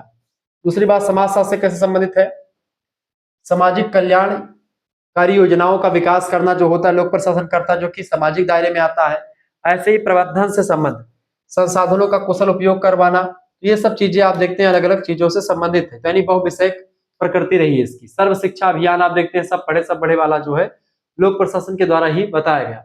अब इसकी विशेषता को हम एक रिकैप के माध्यम से, क्विक समरी के माध्यम से आप समझ सकते हैं। जैसे कि पहली विशेषता क्या है? लोक प्रशासन की व्यापकता होती है इसमें, यानी हर क्षेत्र में उपस्थिति होती है, हर एक क्षेत्र में लोक प्रशासन होता है, चाहे वो कोई व्यक्ति हो या कोई भी समूह हो, संगठन हो, हर जगह पर प्रत्यक्ष या अप्रत्यक्ष रूप से लोक प्रशासन विद्यमान रहता है। दूसरी बात, सतत प्रक्रिया है, सस्टेनेबल चलने वाली प्रक्रिया है, निरंतर कार्य होता रहता है, कभी रुकता नहीं है। जटिलता होती है इसमें, यानी बहुस्तरीय और बहुविभागीय ढांचा है, कई विभाग होते हैं, ये एक जटिल प्रक्रिया है। तीसरी बात, चौथी बात है कि जवाबदेही होती, जनता और विधायिका के प्रति उत्तरदायी होता है लोक प्रशासन, जवाब देना पड़ता है। और छठी बात है गतिशीलता, यानी कि समय के अनुसार बदलाव भी इसमें जरूरी होता है। ये सारी विशेषता है किसकी, लोक प्रशासन की। तो विशेषताओं को आप इतने चीजों में भी समझ सकते हैं, पॉइंट्स के माध्यम से मैंने आपको बता दिया। ऐसे अति लघु उत्तरीय पूछेगा तो आप ये बता देंगे, लघु उत्तरीय पूछेगा तो ऊपर वाला बता देंगे, दीर्घ उत्तरीय पूछेगा तो अच्छे तरीके से आप समझा देंगे, ठीक है। और चौथी क्या है, चौथी मतलब छठी विशेषता क्या है, बहुविषयक, यानी कई विषयों का संगम है, ये किसी एक विषय के में बंद करके काम नहीं करता है। तो इस तरीके से लोक प्रशासन से रिलेटेड आप लोगों ने जो है सारे टॉपिक को कवर कर लिया। लोक प्रशासन के अर्थ, परिभाषा, प्रकृति, उसके शब्द की उत्पत्ति कैसे हुई, सब कुछ मैंने आपको समझाया। उसका विषय क्षेत्र, उसका जो क्या था, उसका क्या नाम है, लोक प्रशासन की प्रकृति, लोक प्रशासन का सिग्निफिकेंस यानी महत्व, लोक प्रशासन की एक प्रकार से विशेषताएं आपको डिटेल तरीके से मैंने आपको बताई। आपको समझ में आया होगा, बहुत अच्छे तरीके से आपने समझा होगा इन चीजों को। अब हम लोक प्रशासन से बनने वाले कुछ ऐसे महत्वपूर्ण प्रश्नों के बारे में चर्चा करेंगे जो कि बहुत ही महत्वपूर्ण होंगे। टॉप 30 MCQs मैंने तैयार किया आपके लिए, जो कि आपके लिए बहुत महत्वपूर्ण है, और जितने भी टॉपिक मैंने पढ़े इन्हीं टॉपिक से रिलेटेड है, ठीक है। ये बात आप ध्यान रखेंगे। पहला क्वेश्चन आपकी स्क्रीन पर आ चुका बेटा, पहला प्रश्न, और व्याख्या के साथ मैंने रखा है, लोक प्रशासन का जनक किसे माना जाता है। देखिए लोक प्रशासन का जनक कौन है, वुड्रो विल्सन है। बात आप ध्यान रखेंगे, परीक्षा में इंपॉर्टेंट है, पूछा जा सकता है। इसकी विशेषता मतलब कि इसका जो आप व्याख्या अगर देखना चाहें तो व्याख्या भी देख सकते हैं। देखिए वुड्रो विल्सन सही उत्तर है आपका। वुड्रो विल्सन ने 1887 ईस्वी में द स्टडी ऑफ एडमिनिस्ट्रेशन लेख लिखा, या लेख पॉलिटिकल साइंस क्वार्टरली एक पुस्तक है, उसमें प्रकाशित हुआ, और लोक प्रशासन को राजनीति विज्ञान से अलग स्वतंत्र विषय के रूप में स्थापित करने का आधार बना। इसीलिए लोक प्रशासन का जनक स्वीकार किया जाता है वुड्रो विल्सन को, ध्यान रखेंगे। दूसरा क्वेश्चन आप देखेंगे बेटा, दूसरा प्रश्न आपके स्क्रीन पर आ चुका है। RTI यानी कि राइट टू इंफॉर्मेशन अधिनियम किस वर्ष लागू हुआ। ये लागू हुआ था बेटा कब, लागू हुआ था 2005 में, ठीक है। सही विकल्प क्या है, 2005। इसके बारे में आप जानना चाहते तो जान लीजिए क्या होता है। देखिए सूचना का अधिकार या राइट टू इंफॉर्मेशन अधिनियम RTI एक्ट 12 अक्टूबर 2005 से लागू हुआ। इस अधिनियम का उद्देश्य प्रशासन में पारदर्शिता लाना और नागरिकों को सरकारी कार्यों की जानकारी प्रदान करने का अधिकार देना होता है, ठीक है। यह बात आप ध्यान रखेंगे। तो इस तरीके से आप चीजों को जान पाएंगे, समझ पाएंगे। अगर आपको हमारे साथ जुड़ना तो जुड़ सकते हैं। अगला क्वेश्चन आप देखेंगे, अगर आपको हमारा PDF प्राप्त करना, ऐसे ही हमने 30 क्वेश्चन तैयार करके रखे हैं आपके लिए। व्यवस्था क्या, आपके लिए कोर्स व्यवस्था कर दी गई है 91 61 93 60 62। इस नंबर पर आप व्हाट्सएप पर SMS कर दीजिएगा बेटा। आपके लिए बहुत जबरदस्त व्यवस्था कर दी गई है। अब की बार ऐसी व्यवस्था आपको इससे पहले शुक्ला डिपार्टमेंट के द्वारा भी नहीं की गई है, यानी एक बहुत बड़ा आपके लिए व्यवस्था कर दी गई है। और आपको यहाँ पर सब कुछ मिलेगा, चैप्टर वाइज नोट्स आपके लिए, सभी चैप्टर के नोट्स वगैरह सब कुछ मिलेंगे आपको व्हाट्सएप ग्रुप में। अपना नाम, अपने यूनिवर्सिटी का नाम, अपने सब्जेक्ट के नेम, और आप किस सेमेस्टर में अपने सेमेस्टर का नाम लेकर के भेज दीजिएगा, ठीक है। यानी आप 3rd सेमेस्टर में है, 5th सेमेस्टर में है, या किसी भी सेमेस्टर में है, तो आपके लिए 5th सेमेस्टर में वैसे आप देख रहे हैं, 5th सेमेस्टर का आप लिख करके भेज दीजिएगा। आपकी जैसे आप इतना व्हाट्सएप पर लिख करके भेजेंगे, गुरुजी हमको जो है 100 रुपए वाले कोर्स में ज्वाइन होना है, आपके पास एक स्कैनर भेजा जाएगा, उसी पर आपको मात्र 100 रुपए फीस जमा कर देनी होगी, ठीक है। आप अगर आप नहीं चलाते हैं ये सब ऑनलाइन माध्यम, तो आप किसी दूसरे से भी फीस जमा करवा सकते हैं, ठीक है। ये बात ध्यान रखिए। तो परेशान नहीं होना है, लड़कियों का लड़कों का सभी के लिए अलग अलग व्यवस्था है, कोई भी दिक्कत नहीं होगी आपको, ये बात ध्यान रखेंगे। मात्र 100 रुपीज फीस आपके लिए रखी गई है। 100 रुपए फीस में आपको क्या क्या मिलेगा, इसमें आपको लाइव क्लास मिलेगी, ठीक है, वीडियो लेक्चर्स मिलेगा, ठीक है। साथ ही साथ में आपको सभी सब्जेक्ट का PDF नोट्स, आपकी बार चैप्टर वाइज PDF नोट्स मिलेगा। जैसे आपने पहला चैप्टर देखा, ऐसे नोट्स मैंने धाकड़ अंदाज में आपके लिए तैयार किया है, और इसके क्वेश्चंस ऑब्जेक्टिव टाइप के क्वेश्चंस भी नीचे मैंने लगवा दिए हैं, ताकि आप आंसर भी ऑब्जेक्टिव भी देख लें, लिखित पेपर हो तो लिखित भी आपका, यानी सभी टाइप की तैयारी के लिए बेहतर अंदाज में आपको मैंने तैयार करवा दिया है। तो आपके लिए सब कुछ मिलेगा, ठीक है। आपको PDF यहाँ पर जो मिलेगा, MCQs PDF भी आपके लिए अवेलेबल, प्रैक्टिस सेट तैयार करवा दिए जाएंगे, मॉडल पेपर आपके लिए पूरा तैयार करवा रहे हैं, वो सब भी आपको मिलेगा। इसके साथ ही साथ आपका लिखित भी, यानी कि लघु उत्तरीय, लघु उत्तरीय, दीर्घ उत्तरीय का जो क्वेश्चन पेपर होता है, मॉडल पेपर होता है, प्रीवियस ईयर क्वेश्चन पेपर होगा, वो सब आपको मिलने का प्रयास होगा, ठीक है। प्रीवियस ईयर क्वेश्चन पेपर भी आपके लिए व्यवस्था आपकी बार हो रही है, ठीक है। यानी बहुत ही धाकड़ अंदाज में आपको सब कुछ मिलेगा, केवल और केवल 100 रुपए फीस में। जिनको भी जुड़ना तुरंत जुड़ाइए, मात्र 100 रुपए फीस है, सभी सब्जेक्ट का आपको मिलेगा, ठीक है। और जो चाहते हैं कि 100 रुपए फीस हम गुरुजी हम 5th सेमेस्टर में भी जुड़ेंगे आपसे और 6th में भी जुड़ेंगे, तो 5th और 6th अगर एक साथ आप जुड़ते हैं तो आपके लिए 50 रुपए की छूट है। यानी वैसे तो आपका 200 रुपए हो जाते, लेकिन वो 200 रुपए ना होकर के अभी अगर आप जुड़ते हैं 5th और 6th का एक साथ, तो केवल 150 रुपए फीस में आपको पूरा एक साल यानी कि आपका पूरा बीए कंप्लीट हो जाएगा। 5th और 6th का दोनों को आपका मिल जाएगा, ठीक है, सभी सब्जेक्ट का, यानी कि आपका दोनों सब्जेक्ट मेजर के और एक को करिकुलर का जो आपका होगा, 2 सब्जेक्ट के 4 पेपर वो और एक पेपर को करिकुलर का, जिसमें आपको बहुत कठिन अब की बार पढ़ना पड़ेगा, analytic ability and digital awareness, उसकी कंप्लीट तैयारी आपको मिलेगी, सब कुछ मिलेगा। आप देख ही पा रहे हो जिस तरीके से मैं आपके लिए व्यवस्था कर रहा हूं, तो कहीं पर आपको भटकने की कोई जरूरत नहीं है, सब कुछ आपको मिलेगा बेटा, ठीक है। चलिए तो तुरंत एसएमएस कीजिए इस नंबर पर व्हाट्सएप पर और तुरंत जुड़ जाइए हमारे साथ। चलिए तीसरा क्वेश्चन आप देखेंगे, प्रश्न है लोक प्रशासन शब्द का सबसे पहले प्रयोग किसने किया था? किसने किया था बेटा? सबसे पहले प्रयोग किसने किया था? वुडरो विल्सन ने किया था, ये बात आप ध्यान रखेंगे, सी ऑप्शन लगा दीजिएगा, वुडरो विल्सन। वुडरो विल्सन ने द स्टडी ऑफ एडमिनिस्ट्रेशन में पहली बार इस शब्द का प्रयोग किया और लोक प्रशासन को एक अलग अध्ययन के रूप में देखा, ठीक है। अगला शब्द, अगला प्रश्न आपकी स्क्रीन पर आ चुका है, चौथा नंबर, मनरेगा योजना किससे संबंधित है? मनरेगा योजना बेटा किससे संबंधित है? ये रोजगार से रिलेटेड है, ध्यान रखिएगा, ठीक है। मनरेगा जो का उद्देश्य क्या रहा है? ग्रामीण क्षेत्रों में प्रति वर्ष न्यूनतम यानी लगभग में 100 दिन का रोजगार सुनिश्चित करना, ताकि 100 दिन कम से कम एक साल में व्यक्ति जो है वो कमा सके, ठीक है, कुछ रोजगार मिले उसको। यह 2005 में शुरू किया गया था योजना मनरेगा की, ये बात आप ध्यान रखेंगे। आगे देखेंगे, पांचवा प्रश्न आपके स्क्रीन पर आ चुका है, क्वेश्चन संख्या 5 देखिएगा, लोक प्रशासन की कौन सी विशेषता इसे सरकार बदलने पर भी चालू रहती है? लोक प्रशासन की जो है वो एक प्रकार से विशेषता है सतत प्रक्रिया।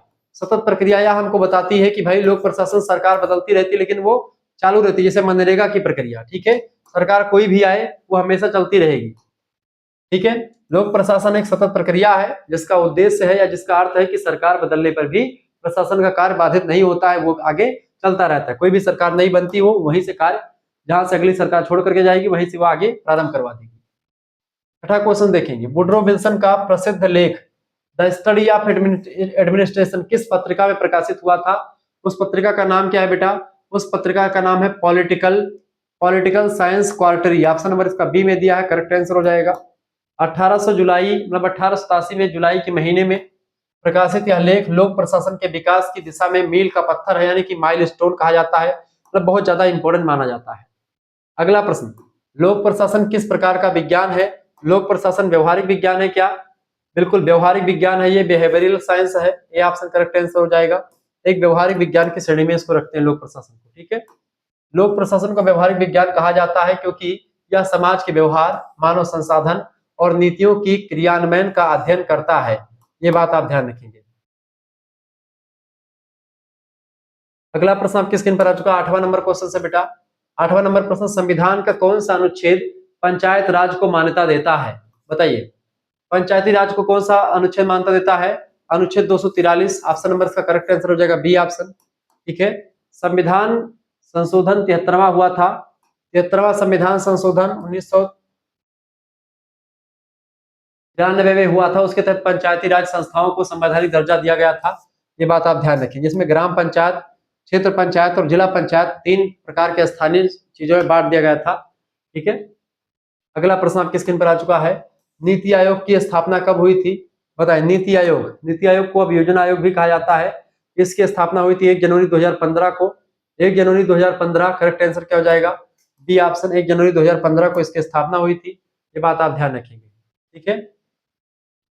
अब नीति आयोग को योजना आयोग के स्थान पर स्थापित कर दिया गया है, इसके अध्यक्ष प्रधानमंत्री स्वयं होते हैं, ये बात भी आप ध्यान रखेंगे। 10वां क्वेश्चन आपके स्क्रीन पर आ चुका है, लोकपाल और लोक आयुक्त अधिनियम किस वर्ष पारित हुआ था?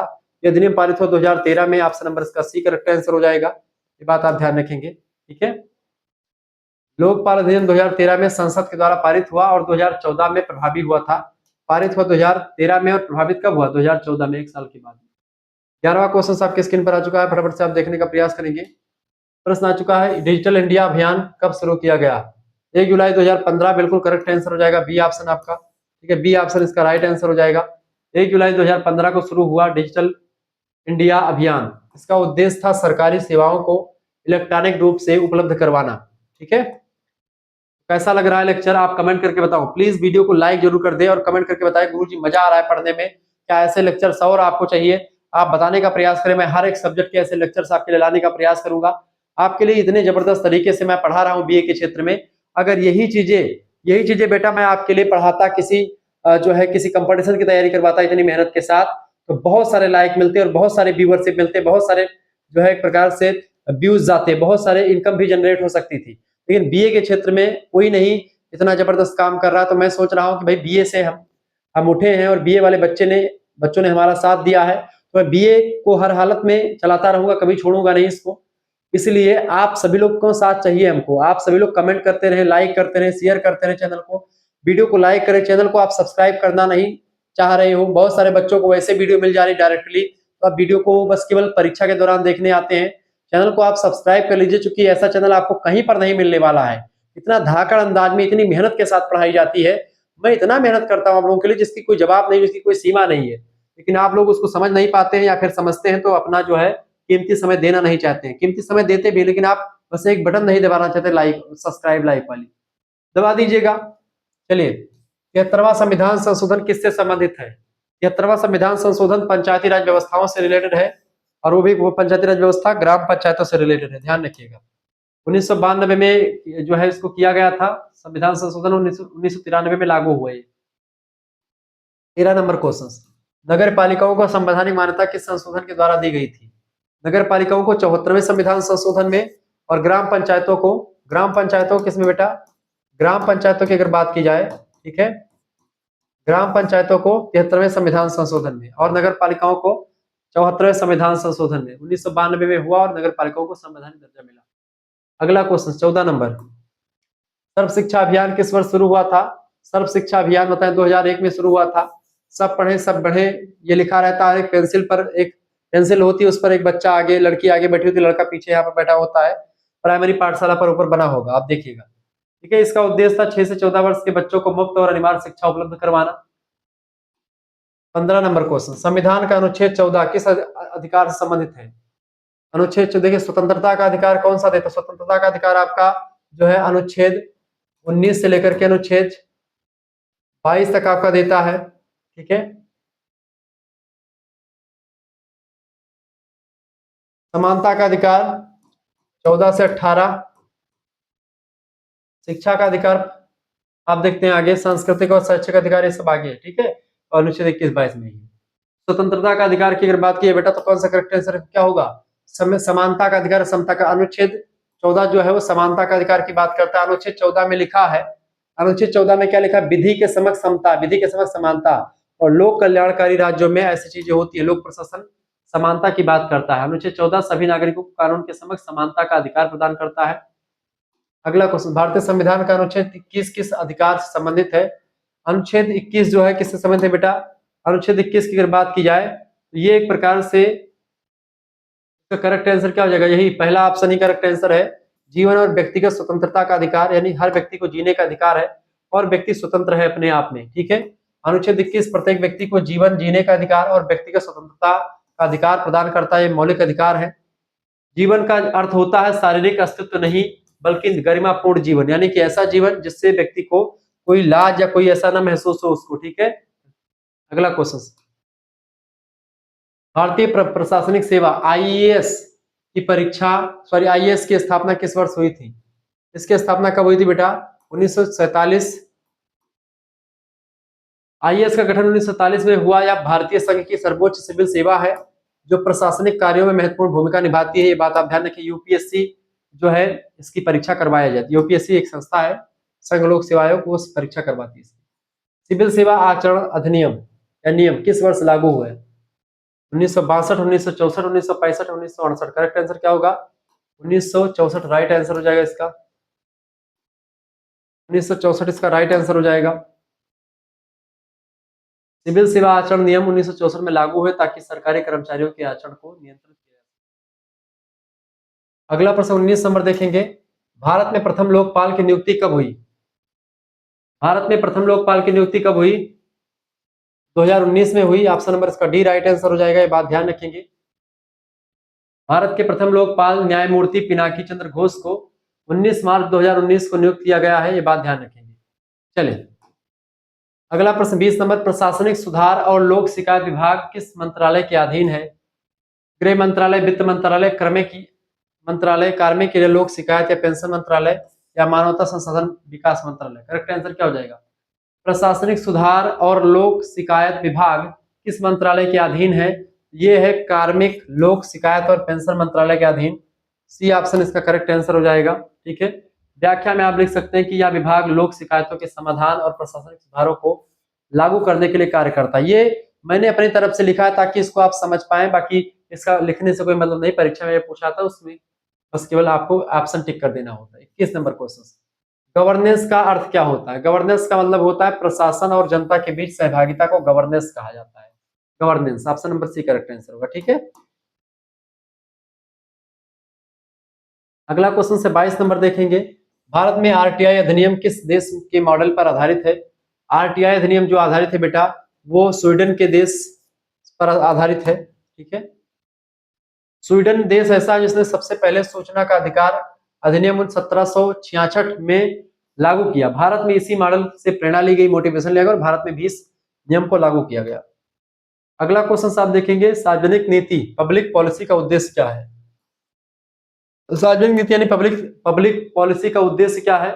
कानून का निर्माण करना, नीतियों का निर्माण करना, या बजट बनाना, या फिर न्यायिक निर्णय लेना? करेक्ट आंसर क्या हो जाएगा इसका? बिल्कुल राइट आंसर हो जाएगा बेटा। इसका करेक्ट आंसर क्या हो जाएगा? नीति के निर्माण और क्रियान्वयन करना। ठीक है, सार्वजनिक नीति सरकार के द्वारा जनता की भलाई के लिए बनाई जाने वाली योजनाओं और नियमों का एक समुच्चय होती है। ये सब चीजें ध्यान रखेंगे। चलिए 24 नंबर क्वेश्चन आ चुका है, नीति आयोग का अध्यक्ष कौन होता है? नीति आयोग का अध्यक्ष प्रधानमंत्री स्वयं होता है, ये बात आप ध्यान रखेंगे। बी ऑप्शन करेक्ट आंसर होगा इसका। प्रधानमंत्री नीति आयोग के अध्यक्ष होते हैं। यह संस्था भारत के विकासात्मक एजेंडे को दिशा देने में महत्वपूर्ण भूमिका निभाती है। इसी नीति आयोग को 2014 में योजना आयोग के नाम से जाना जाने लगा। ठीक है, अगला प्रश्न, लोक प्रशासन किस प्रकार की प्रक्रिया है? एक सतत प्रक्रिया है, ऑप्शन नंबर इसका बी करेक्ट आंसर होगा। लोक प्रशासन क्या है? एक सतत प्रक्रिया है, बी ऑप्शन। ठीक है, क्योंकि यह समाज में लगातार परिवर्तन और विकास के साथ बदलती रहती है। ठीक है, इसलिए 26 नंबर क्वेश्चन, ग्राम पंचायतों के गठन की न्यूनतम आयु सीमा क्या है? ग्राम पंचायतों गठन की न्यूनतम आयु सीमा जो रही है 21 साल रही है। ऑप्शन नंबर इसका बी करेक्ट आंसर हो जाएगा। 73वें संविधान संशोधन के अनुसार ग्राम पंचायतों का सदस्य बनने के लिए अगर आपको प्रधानी चुनाव लड़ना है या बीडीसी यानी कि ग्राम पंचायत, बीडीसी यानी ब्लॉक प्रमुखी का या जिला पंचायती का चुनाव लड़ना है तो आपको कम से कम 21 साल का होना जरूरी है। ठीक है, 21 साल अगर आप हैं तो आप चुनाव लड़ सकते हैं, अगर आप 18 साल के तो आप वोट डाल सकते हैं। अगला क्वेश्चन आ चुका, न्याय आपके द्वार किस राज्य की योजना है? न्याय आपके द्वार ये योजना किस राज्य की बेटा? ये है राजस्थान राज्य की न्याय आपके द्वार। राजस्थान राज्य ने ये योजना चलाई थी। ठीक है, राजस्थान सरकार की इस योजना का उद्देश्य ग्रामीण इलाकों में त्वरित न्याय यानी बहुत जल्दी तीव्र गति से न्याय को सुनिश्चित करना। ठीक है, राजस्थान में ये नियम चलाया गया।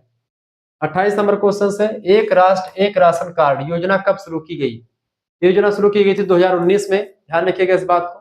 ठीक है, इस योजना के से लगभग लाभार्थी पूरे देश में किसी भी उचित मूल्य की दुकान से राशन प्राप्त कर सकते हैं उचित मूल्य पर। ठीक है, एक मूल्य एक राशन कार्ड।